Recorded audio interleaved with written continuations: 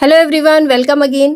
आज की वीडियो में हम नोबल लेक्चर चैप्टर का फर्स्ट पार्ट पढ़ने जा रहे हैं, जो कि मदर टेरेसा द्वारा दी गई एक स्पीच है। चैप्टर स्टार्ट करने से पहले हम थोड़ा इसके इंट्रोडक्शन के बारे में डिस्कस करेंगे, ताकि इस चैप्टर को समझने में हमें आसानी हो। मदर टेरेसा का जन्म 26 अगस्त 1910 में मैसिडोनिया में हुआ था। ये एक रोमन कैथोलिक मिशनरी थी। 18 ईयर्स की उम्र में ये एक नन बन गई। इन्होंने अपना पूरा जीवन गरीब, अनाथ और बीमार लोगों की सेवा में बिता दिया। उन्होंने कलकत्ता की सड़कों तथा झोपड़पट्टी में रहने वाले गरीब लोगों की सेवा के लिए 1950 में मिशनरीज ऑफ चैरिटी की स्थापना की। उन्होंने अनाथों के लिए घर, कुष्ठ रोगियों के इलाज के लिए नर्सिंग होम और असाध्य रोग के शिकार मरते हुए लोगों के लिए आश्रम बनाए। उनके ऐसे ही महत्वपूर्ण योगदान के लिए उन्हें 1979 में नोबल पीस प्राइज दिया गया। ये शांति पुरस्कार उन्हें नॉर्वे की राजधानी ओस्लो में मिला। इस पुरस्कार को लेते समय उन्होंने एक स्पीच दी, जिसने पूरी दुनिया के लोगों को इंस्पायर किया।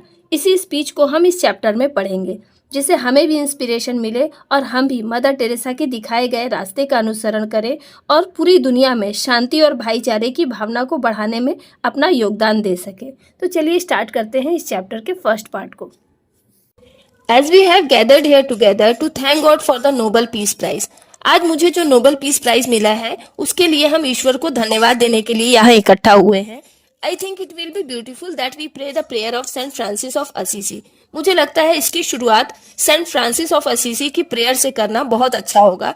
विच always surprises me very much. ये प्रेयर हमेशा मुझे बहुत सरप्राइज करती है। We pray this prayer every day after holy communion. ये प्रेयर हम लोग हर दिन होली कम्युनियन यानी पवित्र चर्चा के बाद करते हैं, because it is very fitting for each other. ये प्रेयर हमारे लिए बहुत ही ज्यादा सुटेबल है। And I always wonder that 400 to 500 years ago Saint Francis of Assisi compose this prayer. और मुझे ये सोचकर बहुत आश्चर्य होता है कि 400 से 500 साल पहले सेंट फ्रांसिस ऑफ असीसी ने जब ये पोयम लिखी थी, they had the same difficulties that we have today as we compose this prayer. उन्हें भी सेम डिफिकल्टीज का सामना करना पड़ा था, जैसा कि आज हमें करना पड़ रहा है जब हम इस पोएम को कंपोज करते हैं। That fits very nicely for us today. इसलिए ये प्रेयर हमारे लिए बहुत ही ज्यादा सुटेबल है। I think some of you already have got it, so we will pray together. मुझे लगता है कि आप में से कुछ लोग इसे पहले से ही जानते होंगे, इसलिए चलिए हम साथ में प्रे करेंगे। सेंट फ्रांसिस ऑफ असीसी की ये प्रेयर, जिसके बारे में मदर टेरेसा मेंशन करती है, वो आपके चैप्टर के लास्ट में दी हुई है, जो कि इस तरह से है। Lord, make a channel of thy peace, that where there is hatred, I may bring love, that where there is wrong, I may bring the spirit of forgiveness, that where there is discord, I may bring harmony, that where there is error, I may bring truth, that where there is doubt, I may bring faith, that where there is despair, I may bring hope, that where there are shadows, I may bring light, that where there is sadness, I may bring joy। इस prayer का meaning है, हे प्रभु, अपनी शांति का एक माध्यम बनाइए, ताकि जहाँ नफरत है मैं वहाँ प्यार ला सकूं, जहाँ गलती है मैं वहाँ पर क्षमा की भावना ला सकूं, ताकि जहाँ मतभेद है मैं वहाँ पर सामंजस्य को स्थापित कर सकूं, जहाँ गलत है मैं वहाँ पर सत्य को ला सकूं, जहाँ पर संदेह है मैं वहाँ पर विश्वास ला सकूं, जहाँ पर निराशा है मैं वहाँ पर उम्मीद ला सकूं, जहाँ पर अंधेरा है मैं वहाँ पर रोशनी ला सकूं, और जहाँ दुख है मैं वहाँ खुशी ला सकूं। Lord, grant that I may seek rather to comfort than to be comforted, to understand than to be understood, to love than to be loved. For it is by forgetting self that one finds, it is forgiving that one is forgiven, it is by dying that one awakens to eternal life। इसका मतलब है, हे प्रभु, मुझे वरदान दीजिए कि मैं सांत्वना पाने के बजाय सांत्वना की तलाश करूं, समझे जाने के बजाय खुद समझने की कोशिश करूं, प्यार पाने के बजाय प्यार करने की कोशिश करूं, क्योंकि फॉरगेटिंग यानी खुद को भूलने से ही इंसान को कुछ मिलता है। जब तक इंसान खुद को नहीं भूलता तब तक उसे कुछ नहीं मिलता।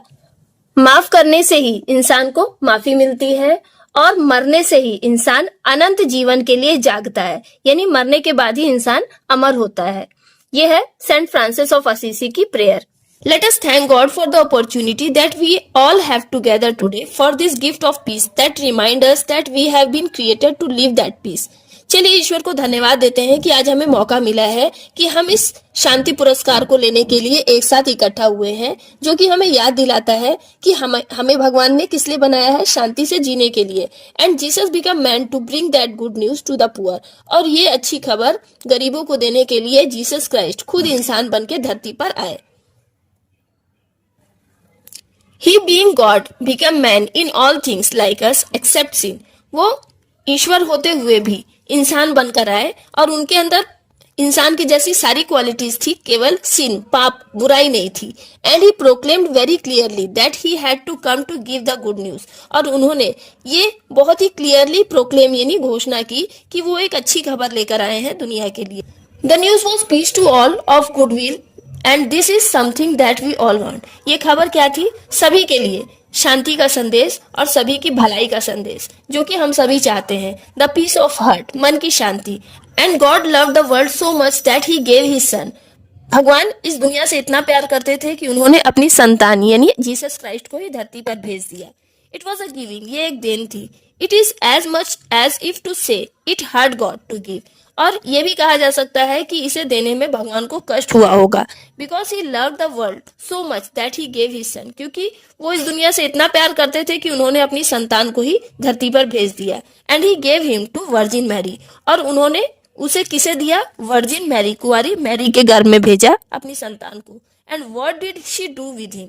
और उन्होंने इसका क्या किया? जब उन्हें ये पता चला वर्जिन मैरी को, तो उन्होंने क्या किया? As soon as he came in her life, immediately she went in haste to give that good news and she came into the house of her cousin। जैसे ही वो उनके जीवन में आए, कौन? जीसस क्राइस्ट वर्जिन मैरी के जीवन में आए, उन्हें ये खबर पता चली। इमीडिएटली, तुरंत, वो बहुत ही जल्दबाजी में ये खबर देने के लिए अपनी एक कजन के घर पहुंची। The unborn child in the womb of Elizabeth lived with Joy. Unborn child, अजन्मा बच्चा, यानी जीसस क्राइस्ट जो कि एलिजाबेथ मैरी के गर्भ में थे, वो खुशी से उछल पड़े। That little unborn child was the first messenger of peace. ये छोटा सा अजन्मा बच्चा शांति का पहला दूत था। He recognise the prince of peace. उसे शांति का राजकुमार माना गया। He recognise the Christ has come to bring the good news for you and for me. और उसे इस रूप में जाना गया कि भगवान धरती पर आए हैं एक अच्छी खबर लेके, तुम्हारे लिए और मेरे लिए। As if that was not enough. और इतना ही काफी नहीं था। He died on the cross to show that greater love. वो अपना महान प्यार दिखाने के लिए क्रॉस पर लटक कर मर गए। And he died for you and for me. वो तुम्हारे लिए और मेरे लिए मरे। And for that leper and for that man dying of hunger. उस लीपर, कुष्ठ रोगी के लिए, उस आदमी के लिए जो भूख से मर रहा है। दैट नेक्ड पर्सन, उस नंगे इंसान के लिए जो कि lying in the street not only of Calcutta but of Africa, New York, London and Oslo. केवल कलकत्ता के सड़कों पे ही नहीं जो भूखे नंगे लोग हैं, बल्कि अफ्रीका, न्यूयॉर्क, लंदन, ओस्लो, जहां कहीं भी वो लोग हैं, उन सब के लिए उन्होंने अपनी जान दी। And insisted that we love one another as he loves each one of us. और उन्होंने इंसिस्ट किया कि हमें एक दूसरे से वैसे ही प्यार करना चाहिए जैसा कि वो हम सबसे करते हैं। And we read in the gospels very clearly. हमने गॉस्पेल्स में, मीन्स धर्म ग्रंथों में भी बहुत ही क्लियरली पढ़ा है, love as I have loved you as I love you. ऐसे ही एक दूसरे से प्यार करो जैसे कि मैं तुम्हें करता हूँ। As the father has love me I love you. जैसा कि मेरे पिता मुझसे प्रेम करते हैं, मैं तुम्हें प्रेम करता हूँ। And the harder the father loved him he gave him to us. And how much we love one another we too much give each other until it hurts. और फादर यानी भगवान उनसे इतना प्यार करते थे, लेकिन फिर भी उन्होंने उन्हें यानी जीसस क्राइस्ट को हमें दे दिया। और इसी तरह से हमें भी उतना ही एक दूसरे से प्यार करना चाहिए। To must give each other until it hurts. और जब तक हमें कष्ट ना हो, यानी जितना देने में हमें कष्ट ना हो, उतना प्यार, उतना सहयोग एक दूसरे को देना चाहिए। It is not enough for us to say I love God but I do not love my neighbour. ये कहना हमारे लिए पर्याप्त नहीं है कि हम भगवान से प्यार करते हैं लेकिन हम अपने पड़ोसी से प्यार नहीं करते। Saint George says you are a liar if you say you love God and you won't love your neighbour. Saint John's कहते हैं कि तुम झूठे हो अगर तुम ऐसा कहते हो कि तुम भगवान से प्यार करते हो और तुम अपने पड़ोसी से प्यार नहीं करते। How can you love God whom you do not see? उस भगवान को तुम कैसे प्यार कर सकते हो जिसे तुमने देखा नहीं है? If you do not love your neighbour, अगर तुम अपने पड़ोसी से प्यार नहीं करते, whom you see, whom you touch, with whom you live, जिसे कि तुम छू सकते हो, जिसे तुम देख सकते हो, जिसके साथ तुम रहते हो, अगर तुम उससे प्यार नहीं करते तो इसका मतलब तुम भगवान से भी प्यार नहीं करते, तुम झूठ बोलते हो। And so this is very important for us to realise that love, इसलिए हमारे लिए बहुत जरूरी है कि हम उस प्यार को रियलाइज करें। To be true has to hurt, जो कि सच्चा प्यार है जिसे देने में कष्ट होता है। It hurt Jesus to love us, और जीसस को भी इसे देने में कष्ट हुआ। इट हर्ट हिम, उन्हें हर्ट हुआ जब उन्होंने अपनी संतान इस दुनिया को दी। And to make sure we remember his great love he made himself the bread of life to satisfy our hunger for his love, और इस बात का यकीन करने के लिए कि हम उनके महान प्रेम को याद करते हैं, उन्होंने अपने आप को जीवन की रोटी बनाया to satisfy our hunger for his love, क्योंकि हमें उनके प्यार की भूख थी तो उन्होंने अपना प्यार हमें दिया। और hunger for God because we have been created for that love, हमारी जो भूख है वो ईश्वर के लिए है, क्योंकि हम उन्हीं के प्यार के लिए बने हैं कि ईश्वर हमें प्यार करे। We have been created in his image, हम उनकी छवि से बने हैं। We have been created to love and to be loved, हमें इसीलिए बनाया गया है कि हम एक दूसरे से प्यार करें। And he has become man to make it possible for us to love as he loved us, और वो खुद इंसान बनकर आए इस बात को संभव बनाने के लिए कि हम एक दूसरे से प्यार कर सकें। He makes himself the hungry one, the naked one, the homeless one, the sick one, the one in prison, the lonely one, the unwanted one.